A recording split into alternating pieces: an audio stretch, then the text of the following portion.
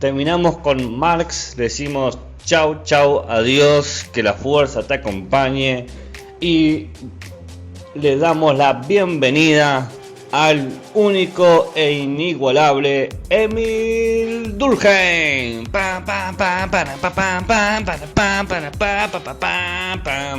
Entra nuestro psicólogo, filósofo, pedagogo, sociólogo francés, nacido en 1882 y fallecido en 1917, es decir, durante la Primera Guerra Mundial. De ascendencia judía, licenciado en filosofía, leyó a Comte y defendió su perspectiva positivista. Fue el primer fundador de una revista dedicada a las ciencias sociales, así que creó también un departamento de la sociología en la Universidad de Burdeos en 1895. Básicamente es quien que permitió que las sociologías y las ciencias sociales se instituyan como un elemento más de la vida académica y universitaria. ¿Qué propone él? Bueno, él es una persona muy sencilla, con gustos muy sencillos y pensamientos muy directos. Él dice que la sociedad es el objeto de estudio de la sociología. Ya empezamos fácil. Definición de sociología es aquello que estudia o que tiene como objeto de estudio a la sociedad. Buenísimo, pero ¿qué es la sociedad? Me preguntarán ustedes. Bueno, la sociedad para Durkheim se define como un objeto, literalmente como un objeto, como el mate, como el celular, como la silla. Bueno, la sociedad es un objeto, es un tipo de objeto, un objeto con características particulares. Es decir, que la sociología para Durkheim es una ciencia, literalmente una ciencia que está a la par de la física, que estudia un objeto. Es decir, que así como la física estudia cómo un objeto se mueve o cuál es la densidad de un objeto, la sociología estudia un objeto y ve qué tipo de instituciones, de edificios posee y qué tipo de conciencia tiene. Básicamente, para Durkheim, la sociología es una ciencia natural más. Esto habla de un afán de que el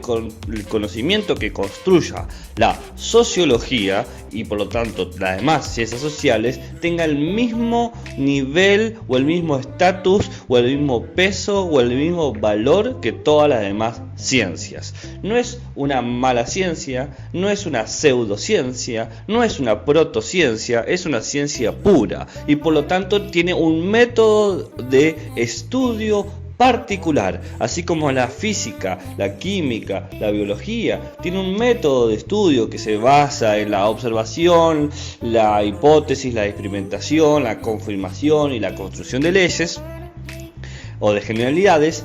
La sociología tiene también un método. ¿Cuál es ese método? ¿Qué es, o cómo opera eso? Bueno, ahora vamos a verlo un poquito más.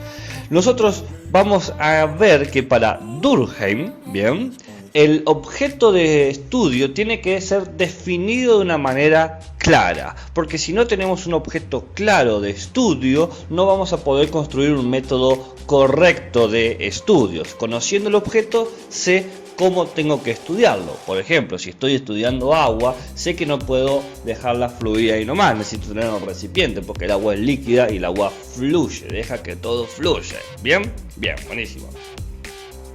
Entonces, Durkheim dice que la sociedad se divide en dos elementos, dos aspectos o dos niveles, mejor dicho. Tenemos los individuos que componen a la sociedad y la sociedad como tal. Quiere decir que Durkheim critica en este punto a Marx. Marx decía que el elemento básico de la sociedad es el conjunto de individuos.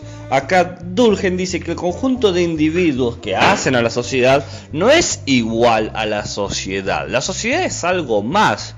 Así como cada ladrillo no es igual a la casa, sino que el conjunto de ladrillos hace algo superior que es la casa, Así los individuos que hacen a la sociedad no son la sociedad. Cada individuo no es igual a la sociedad. Un individuo igual a la sociedad es imposible, sino que la sociedad es algo que trasciende, es algo superior, es algo que piensa y actúa de forma distinta. Lo que la sociedad hace o se desarrolla, probablemente un individuo no lo haría. Ustedes ya conocen esa frase de que la masa de gente se comporta de manera distinta que el individuo. ¿Cuántas veces hemos actuado de una forma por presión social que de forma individual no lo hubiésemos hecho? Entonces tenemos una distinción entre sociedad y individuo que establece una percepción de cómo es nuestro objeto de estudio. Bien, para Durkheim, el individuo tiene su propia personalidad, su propia voluntad interna. Bien, es así, todas las personas son sujetos distintos. Pero la sociedad tiene una representación de sí mismo global, tiene una forma de actuar común. Por ejemplo, forma de actuar común, cruzar la calle por la esquina, o el hecho de cruzar la calle, o el hecho de andar en auto, o el hecho de moverse, o ahora el hecho de estar en cuarentena. ¿Se entiende? Entonces, lo que dice Durkheim es que la personalidad del individuo siempre es algo único e irrepetible. Los individuos no se repiten, pero la personalidad de la sociedad se repite en cada uno de nosotros. Todos tenemos más o menos costumbres o formas de actuar o formas de pensar que son propios de nuestra sociedad. Por ejemplo, aquí en Argentina hablamos en español, hablamos en castellano. Es decir, que eso ya hace algo propio de nuestra sociedad y que va a ser distinto de otras sociedades. Entonces, ¿qué va a decir Durkheim? Se genera un pequeño problema acá. El problema está en que si bien el individuo no es la sociedad, si bien el individuo tiene su propia personalidad, su propia identidad y la sociedad tiene una identidad que es general, el individuo está en ambas partes. El individuo es, por un lado, él mismo y por otro lado, alguien que vive en sociedad. Por lo tanto, para Durkheim, el individuo tiene dos conciencias. Una conciencia propia, bien, una conciencia que es del individuo, su biografía, podríamos decirlo así, y por otro lado, una conciencia que pertenece a un grupo mayor, bien, una conciencia social, conciencia individual y conciencia social.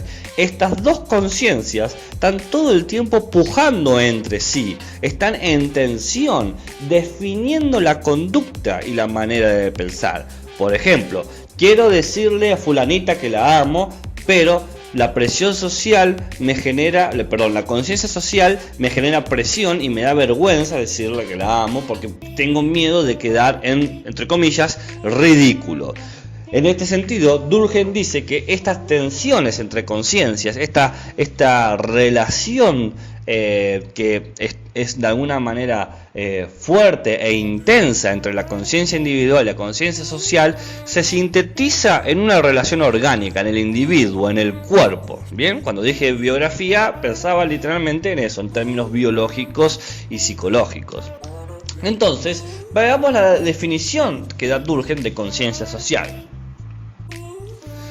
Según nos representamos a la sociedad en un aspecto o en el otro, se nos aparecerá como un poder que nos impone la ley o como un ser amado al que nos entregamos. Fíjense que la conciencia social se presenta de una forma muy curiosa. Es, por un lado, cómo representamos a nuestra propia sociedad. La conciencia es cómo nos representamos. La conciencia es cómo nos representamos. La conciencia es cómo nos representamos como grupo. Soy parte del grupo, estoy arriba del grupo, estoy debajo del grupo, colaboro con el grupo, estoy en contra del grupo, soy rebelde. Yo soy rebelde porque el mundo me hizo así. ¿Conocen ese tema? No, que lo van a conocer, es un tema viejísimo. Entonces, uno representa ese tema. Además, le doy un punto al que me dice de quién es ese tema y de qué año es ese tema. Bueno, sigo. Entonces, nos representamos esa sociedad, pero esa representación se aparece como una ley y como un amor al que nos entregamos. Porque uno depende de esa sociedad, pero esa sociedad también te define. Te dice, ojo, ojito, no puedes hacer esto. Pero uno también quiere vivir la sociedad, uno quiere la aceptación de los otros. Entonces es esta pujanza que se genera que yo le había mencionado. Entonces, lo que concluye Durkheim en esta parte, nosotros ya vamos a estudiar un poco mejor lo que es el método, ahora estamos entendiendo el objeto de estudio, que es lo siguiente. Claramente, el que actúa siempre es el individuo, los actos son individuales, pero estas acciones en realidad son parte de una relación de acción o respuesta. Sucede algo y respondo, sucede algo y respondo, sucede algo y respondo.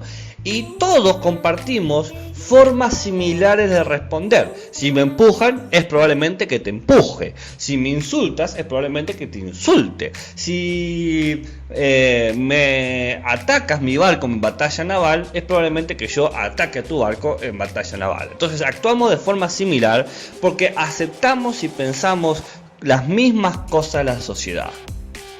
Perfecto.